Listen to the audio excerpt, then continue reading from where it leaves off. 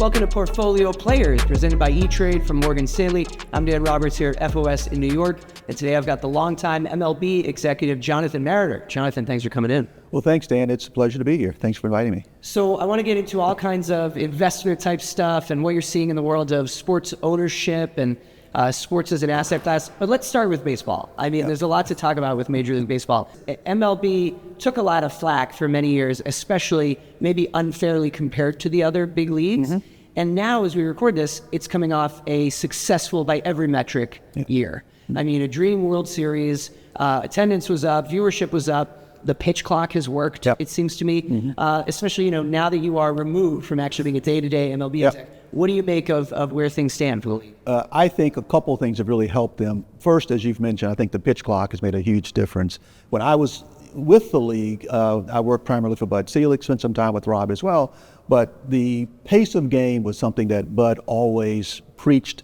It took some time to get a deal with the union in order to get those rules in place, but it's been a focus for the league for a long, long time, and I think it's really showing great results. The other thing is that, we have a lot of young players that are coming along, and stars really drive the sport. And to the extent that, a player like, Ohtani, I mean, they make a real difference, especially in a big market.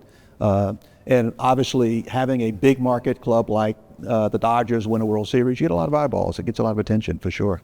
Yeah, Ohtani's been great for the game, especially growing the fan base in Japan. Now, you talk about big market teams.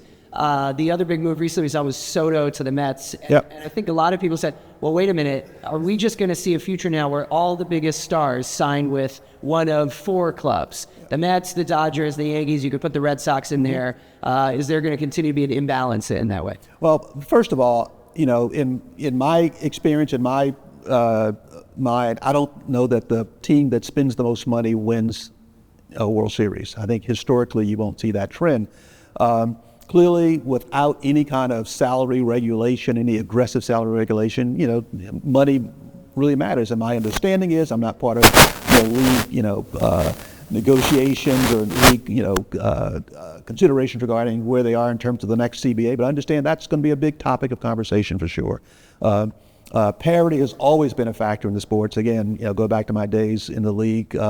This time, in fact, I just had the privilege of having lunch with Commissioner Selig a few weeks ago, and we kind of laughed about it. And I reminded him how this time of year, his big focus, and those who were with me in the commissioner's office at the end, and I'm sure Rob probably shares some of the same feelings, hope and faith was what Bud used to always say. In April, I want every team to have hope and faith that their team could win. Parity, competitive balance has always been a factor, and I think that will continue to be a focus for the league and for Commissioner Manfred going forward. When you were CFO of the Marlins, and then at some point became CFO of Major League Baseball, what were the hardest considerations to worry about day-to-day, team versus league level? I would tell people the toughest thing about being a CFO at a team, and to a lesser extent at the league, the CFO role was largely the same as any other prior CEO role that I'd been in. The difference is you're doing it in a fishbowl. Rarely does a CEO find himself in a position where you've got people every day asking you, what are you going to decide on this? There's this daily update that people are looking for, whereas traditionally in business, you have a chance to kind of work on a particular approach, a strategy, a tactic, and then announce it. That was probably the biggest difference at the team level. I had reporters, I used to always say, look, Christmas Day will open the package. You want to open the package before Christmas, and you have to just wait until ready to announce it. At the league level, being CFO, I largely tried to live out of the spotlight. I think I was pretty successful doing that. The job of the commissioner and some of the others would be to kind of be in front of the camera. My focus was on, league stability financially, and we spent a lot of time focusing on that. And so rather than focusing on day-to-day, gate receipts as a club CFO, you're focusing on now the industry health. In fact, every owners meeting, there'd be one agenda item called baseball economics, and back then Rob and I would be the ones talking about kind of league financial health, and so that was a big focus of the role, and then and now too, I'm sure. You had a front row seat to the fact that the commissioner job is a kind of a thankless role. I mean, you're basically there to be hated by fans and put upon, but you work for the owners. Did that ever appeal to you? Would you have ever wanted to be commissioner? No. I really enjoyed the business side of sports. Being the commissioner, as you mentioned, is a very, very different role. It's being a politician, being an ambassador. Sometimes you got to be the bad guy. You've got to make some tough decisions, and that's something that, not that CFO, you don't make tough decisions, but that spotlight was something that, I grew up an accountant. We don't look for the spotlight. Got it. Let's talk about the media and streaming, especially because so much of valuations now depend really on the broadcast deals that these leagues get. For a brief period of time, you were sort of managing the sale of these RSNs, these regional sports networks. And the whole history here, I think it's worth really quickly recounting. Let's make sure I get it right. So when Disney bought Fox, it was told, the judge said, well, the one thing you have to do is immediately sell off these RSNs. So you were kind of shuttling, getting these RSNs over to Sinclair. Right? Well, and Sinclair, Diamond Sports Group run them. Diamond Sports Group has since, rebranded to Main Street. There's been a lot of changing of hands. Well, actually, just to correct the record, my role was exactly the opposite. When Disney purchased those assets, they could not operate the Fox RSNs as well as their ESPN packages. So they needed someone to oversee, almost like a receiver, if you will, a trustee to oversee the Fox assets. That was my role. I was actually not involved at all on the sales side. There was an awful lot happening on that side. I was aware of what was going on just in terms of the media, but I was not actively involved at all.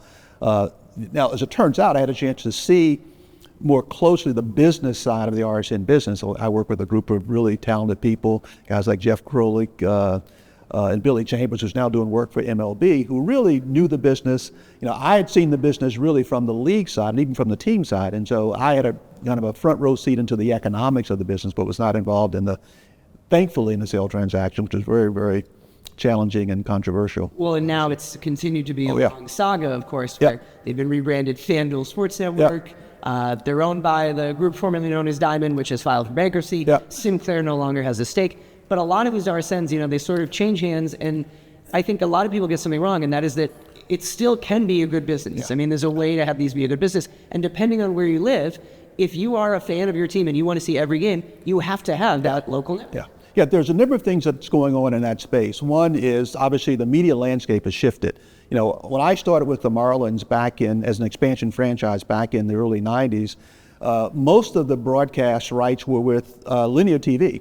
And I remember I was working with one of my colleagues, Dean Jordan, who now does media work for Wasserman, but we were trying to put together our first TV deal for the Marlins in the early 90s, 92, 93, and we had to, quote, settle for a cable deal because the broadcast networks didn't want to block their primetime viewing with baseball content. So we settled for a cable deal that ultimately became really the primary financial media model for sports teams.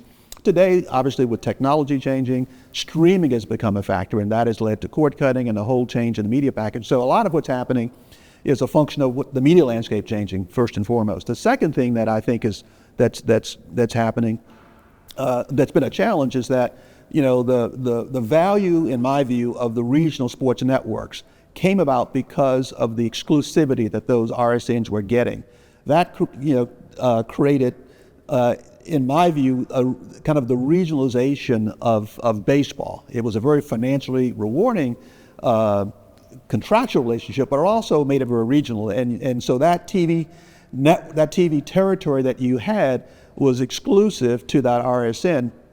And so the challenge today is, how do you broaden, how do you broaden the view of that? How do you get past these blackout windows that were part of that exclusive period? And so, I think the path going forward, I know baseball, the owners, Rob Manfred, they're all focusing on how do you try and get back to something that somewhat mirrors what's happening with the NFL, when you have a national package that give people insights to see more teams across a broader geographical spectrum. Well, that's exactly what I wanted to ask next is, you look at something like the NBA, and the new media rights deal is $76 billion contract, and people can question that number, but that's the number, and it keeps going up. And I've heard a lot of people make the case that, MLB is actually just as big or just as impressive, but it's so localized and regional that people don't really add it up that way.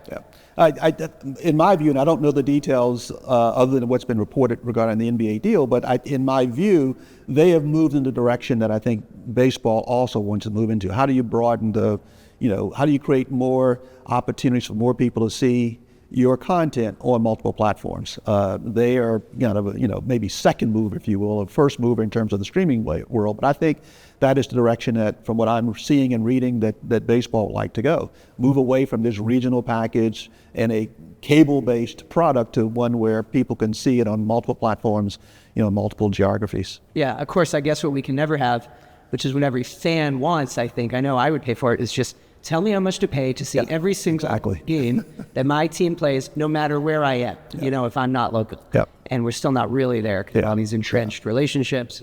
Again, I'm not part of those conversations, but just watching some of the interviews I know that Rob Manfred has given, that's, I think, the direction that they'd all like to go, for sure. Yeah. If you zoom out and look at kind of the sports investment landscape right now, and I know you're working with Andalusian, investing in teams or advising them on investing in teams, right now there's clearly a moment happening. Yep. And that is that everyone wants a piece of a sports franchise. Mm-hmm. From, actors, celebrities, current athletes who haven't even retired yet. Yep. I mean, Caitlin Clark was in a group bidding for an NWSL franchise. Former athletes who are retired. And of course, that's not a brand new phenomenon, the idea that owning a sports team is a great investment. But something is happening right now, like in the last 2 or 3 years. What do you make of that trend? I think it's a combination of things. You've got, I look at content like Welcome to Wrexham, where you take the celebrity ownership of a sports team that kind of gives it a lot of visibility. I think women's sports, at the collegiate level as well as professionally, has taken on a life of its own, and that's given it provided a lot of visibility into the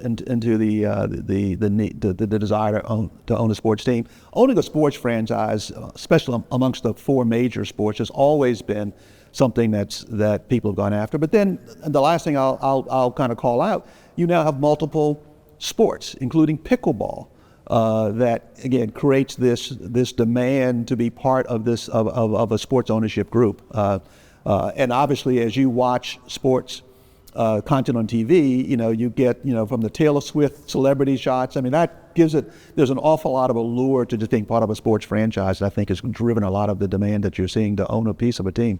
Is it practically a guaranteed investment? It depends on the sport.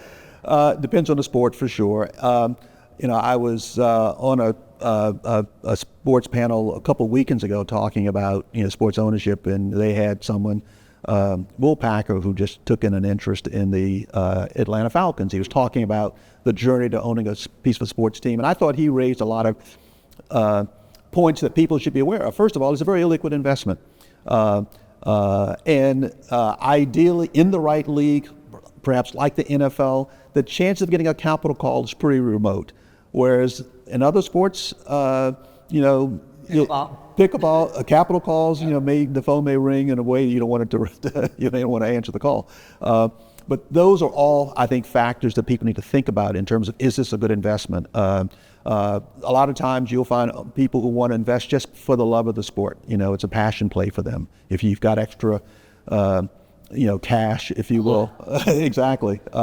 Investing in the sports franchise, a team for which you may have followed as a kid, is it's a passion play. And so there are a lot of different reasons, like in any other investment, you'd want to write a check, but you need to be very, very mindful of the ramifications, including you won't necessarily be sitting in the draft room. You won't be talking to the coach about player decisions. And those are things, too, that people need to be aware of as they make that decision. Yeah. Yeah, you mentioned the NFL, which just opened its doors to private equity ownership up to 10%. Major League Baseball and other leagues have allowed this for a while. There's specifically a flood of money coming from PE into sports at every level, not just pro. I mean, we're talking about youth sports.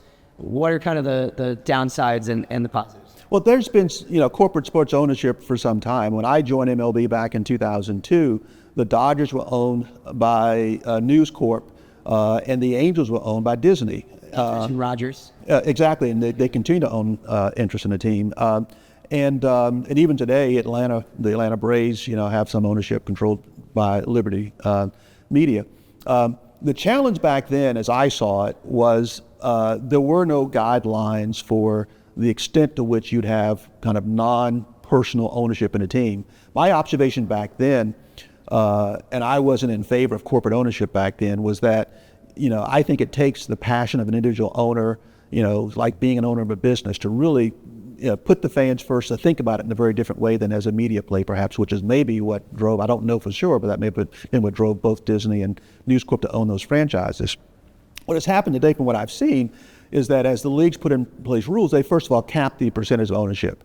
That now makes it focuses back on the individual owner, being a primary, investor in the team, being exactly, and making the key decisions. I remember I was with the Marlins when the Dodgers were still owned by a News Corp, and we did a trade. I was with the Marlins in '97. In '98, our then owner decided he didn't want to lose another $35 million and decided to trade the players away. And we did this one deal. I think it was the Bobby Bonilla deal with the Dodgers, and it was literally, our owner talking to, I think, Chase Carey, who was with Fox at the time, and it was, an unusual situation when you don't have, traditional baseball. We had our president, rather, negotiating with someone who, there weren't baseball conversations, and I think capping the involvement percentage-wise and role-wise of private equity, I think in my view, puts it in the proper perspective. Given franchise values, I think it really requires other sources of capital to sustain the kind of prices that are being asked for. And so it was inevitable, I think, that you would have to get to that point. It's hard to write a check, if a franchise is going for $3, $4, $5 billion, it's hard to find a person who's going to write a check for, let's say, half of that. Especially if, in terms of an asset allocation, if you're going to allocate, let's say, no more than 10, 15, 20% of your assets to one particular investment, you've got to have a pretty big balance sheet to write that one check. And so it almost comes down to having to spread out the cap table in order to make these transactions viable. Yeah, that's exactly right. I mean, speaking of franchise values, a perfect example is the Boston Celtics sale, which reportedly we're talking $6.1 billion. The one guy who's going to be the face is only getting about 15%. Yeah. And he has a private equity firm, and then you've also got another private equity firm involved, but he needs to be contributing more than that other private equity firm. When you look at that figure, I think a lot of people kind of wonder, so can these price tags just go up forever, or is there a ceiling? I've been asked that question before. I remember, when I joined the league office in 2002, that was right at the same time that John Henry and his team were buying the Red Sox for just south of $700 million. People thought that was a crazy number. Fast forward, I was involved when the Dodgers were going through their bankruptcy, when the Frank McCourt, transition, and we were looking at bids. There were 5 teams, 5 groups. I think were in the final group of 11 that first bid for the Dodgers. It came down that weekend before to the last 3. We were looking at bids, getting hints of $1.1 billion to maybe $1.5 billion. It was going through a bankruptcy auction, if you will, and Guggenheim came in late in the evening, the night before the formal auction, 2.2. We're like, holy cow, what a crazy number! That we thought was way over the top, and so going from the Red Sox, $700 million to the Dodgers, probably 10 years later, looking at $2 billion, you thought, oh, that it can't sustain itself. And here we are, Steve Ballmer, pays $2 billion. What a crazy number. And it's hard to say no, those numbers are overinflated. I would look at, again, I'm not doing the analytics on this, but I think the trend in media and the value of that content to media tends to fuel the league and then fuel the franchise values. I think there's going to be some correlation. So the real question is, where's the media market going to go? Are we looking at, no one, back in the early 90s, no one even knew about streaming. And, so settling for a cable deal was this technology that was still new. The cable penetration wasn't that high. Who knows sitting here today what the media market will look like, another 10, 15 years from now, that might either sustain and, surpass what we're seeing today, or perhaps it's a very, very different world, and all of a sudden the content that we now, value so much, that's driven by ad dollars, et cetera, may be very, very different and may not sustain that. Yeah, that's right. I mean, I remember when Jamel Dam was kind of the early innovator in this, with MLB.TV, and, sort of came out from the behind the curtain. Yep. People realized that MLB was actually an innovator. But that was fueled by technology. Over the course of, of BAM's, evolution, we started with, initially just being able to listen to the game on your computer, on a desktop, much less a laptop, to being able to kind of watch it on a desktop and I remember doing a lot of the BAM board meetings talking about, once, the streaming, once, high speed, Wi-Fi became a factor, it totally changed the face of that business and all of sports for that matter. And so technology has really been the driver, which is, to my earlier point, who knows where the media market will be, but I think that will have a tremendous bearing on the value of that content and therefore the value of the franchises that generate that content. Oh, I have to ask what you think of the, divorce between MLB and ESPN. And of course, now we're hearing maybe they come back together in the future, but that's sort of a shame to see. Yeah, I wasn't at the table. There's always been, from my time at MLB, there was always this tension between ESPN and MLB in the sense that they needed each other, but and this is just my view. ESPN, we were the second fiddle to the NFL, and I think the other sports leagues may feel the same way. ESPN loves the NFL, and I think that was always a factor.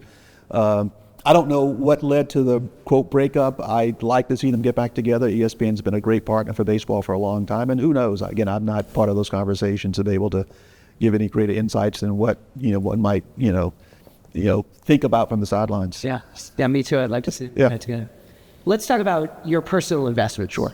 We've done a lot of baseball, a lot of team investing. What are you up to? And especially having been at one sport for so long, what's interesting and exciting to you now when it comes to investing, either in sports, tech, the whole landscape? Yeah. At this stage of my career, stage of my life, I don't do a lot of risky investing. My personal portfolio tends to be pretty traditional. However, I partly from my time, driven up from my time in MLB, we put together an investment fund in MLB that has grown now to be, I think it's well over $1 billion. And in building that fund, that exposed me to the world of investing in a way that I hadn't been exposed to before as a CFO. We started getting involved in beyond just traditional, equity and fixed income. We started getting involved in private equity and now in venture. And so I had a chance to get some exposure to those asset classes from my seat there. That was part of this. The chief investment officer role was kind of my transitional role as Rob came on board. But it was continuing, to focus on that particular asset that we had built at the league. That gave me exposure to venture, and so I have some personal investments in venture. A lot of it is based on relationships and ideas. Like most VCs, you get one or two that work, and every year you get a write-off, whether you like it or not. But today, most of my work, I'm supposed to retire, although my family laughs. You can't tell from my calendar. But since I left baseball, I've mainly been involved in corporate board work. I just rolled off the board of Tyson Foods after 6 years there. Still on the board of Rocket Mortgage, Dan Gilbert's company, two other publicly traded companies, and a couple of private boards I serve on. And so that gives me exposure to different industries, being in financial services. One of the other public companies, OneStream, is financial services. They do enterprise level consolidation and forecasting software. I'm on the board of a company called Five9. They're involved in, the simple description. It's contact center software. Most people think of it as call center software.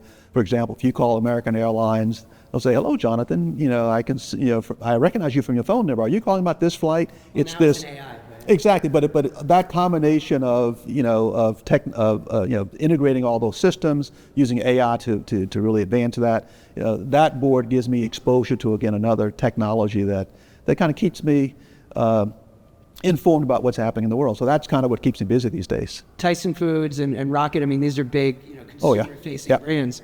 What do you hear companies and corporate boards saying these days about sports? Having you in the room is probably interesting for a lot of these people. Well, for the most part, most corporations look at sports as a way to promote their product. Tyson wasn't as actively involved in the sports space, although I have to give a shout out to my friend and Tyson Sherman, John Tyson, who was heavily invested in collegiate basketball and the Arkansas Razorbacks. He's a big Razorback fan, and so in fact we still share text about what the progress of the Razorbacks over the. How much has he given in NIL? I don't know the number, but I understand that he's been a big booster, not just for NIL, but he owns a private golf facility in Springdale, Arkansas, in Fayetteville, and the Arkansas golf team, that's kind of their home course, if you will. And so he's been a big supporter for Arkansas sports for a long, long time, long before NIL became a thing. What do you in think Cleveland. of the way that college sports has been, financialized and professional? What's interesting was that I was just rolled off in December the Knight Commission for Intercollegiate Athletics.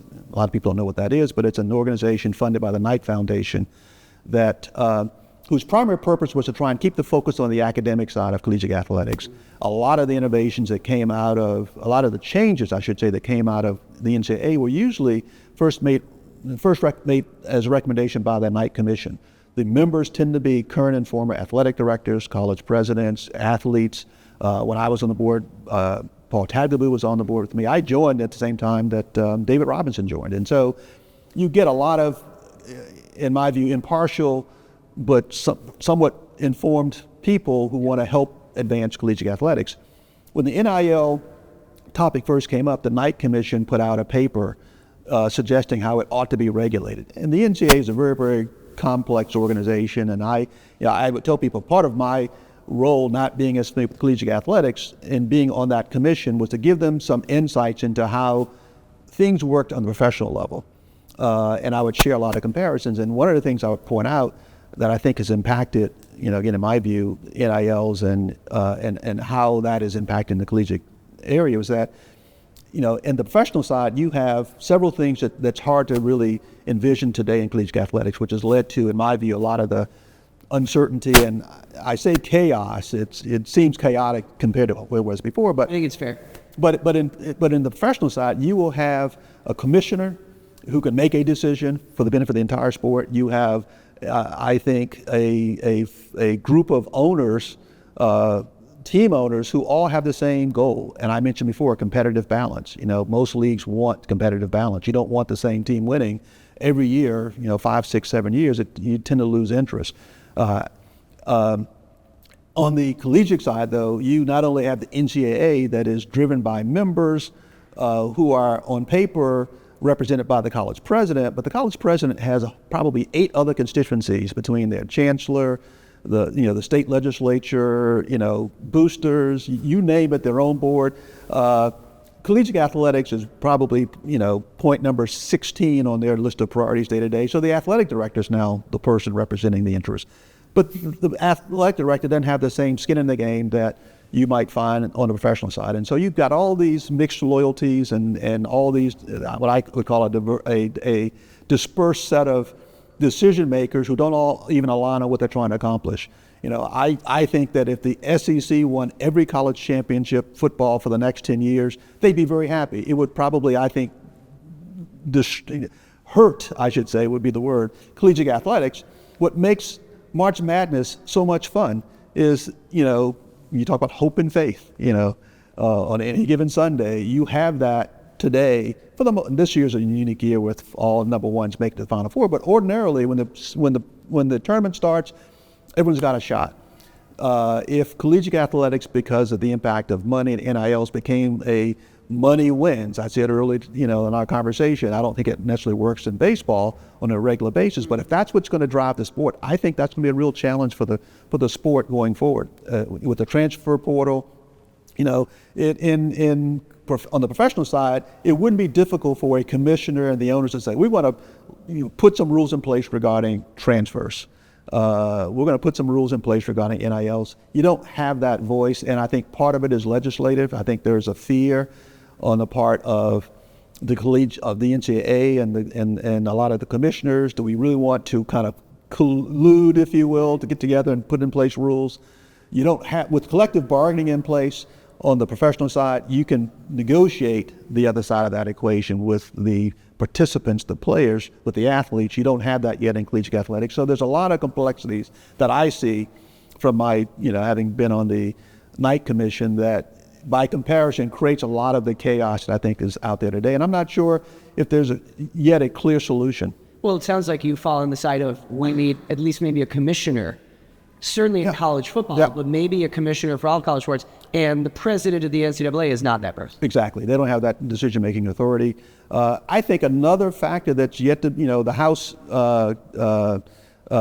case is being settled. I still think there's the issue of player representation, collective bargaining, that has yet to be resolved. I think, in my view, it'll take that getting resolved one way or the other, either through some congressional action or a formal, recognition in some limited way of the player, quote, bargaining rights, in order to have a system where you can now sit down and come up with a set of rules that will create more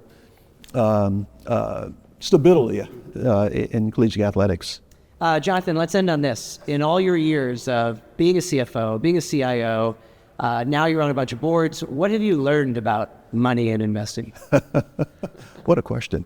I think the rules apply across the board. There's no, for whatever asset class you're looking for in terms of how you might invest. I think the traditional, if you look at the Warren Buffetts of the world, all the great investors, I think the rules apply across every asset class, including sports. There's no quick way to make money. There's no sure way to make money. I think you have to have the same kind of, thoughtful approach, understanding what your investment goals are, what your time horizon is, what your risk profile is. I think all of those things still apply, even when it comes to sports. A lot of people don't want to hear that you can't be quick. The meme economy and the meme coins and crypto and the quick stuff. Yep. Wow. So great. Jonathan, good stuff. Thanks for talking to me. Well, thank you for inviting me. I really enjoyed it.